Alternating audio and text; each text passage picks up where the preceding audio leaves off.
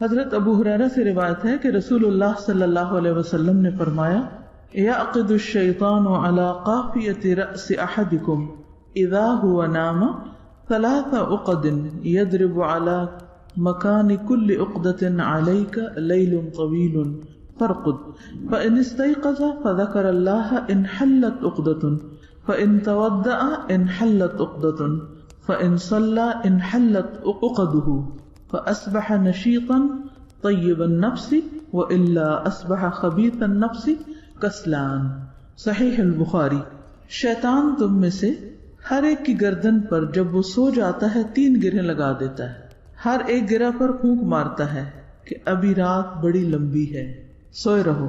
تو جب کوئی بیدار ہوتا ہے اور اللہ کا ذکر کرتا ہے تو ایک گرہ کھل جاتی، اور جب وضو کرتا ہے تو اس پر سے دوسری گرہ کھل جاتی، اور جب وہ نماز پڑھ لیتا ہے تو تیسری گرہ بھی کھل جاتی۔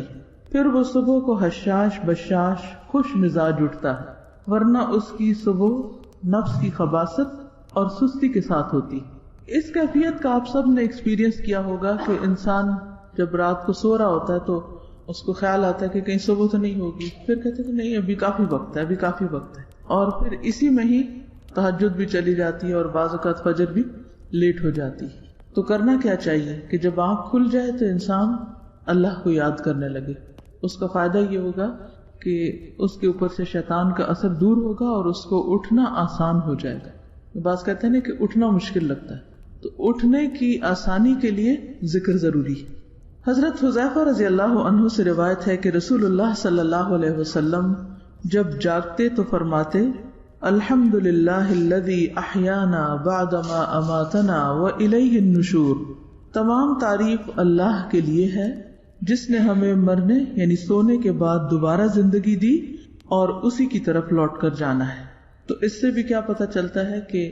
آپ جو صبح کے وقت ذکر فرماتے ہو اس کے بھی مخصوص الفاظ تھے، اور پھر اس سے بھی پتہ چلتا ہے کہ سونا جو ہے وہ مرنے کی طرح ہے۔ بعدما اماتنا، یہاں نیند کے لیے موت کا لفظ استعمال ہوا،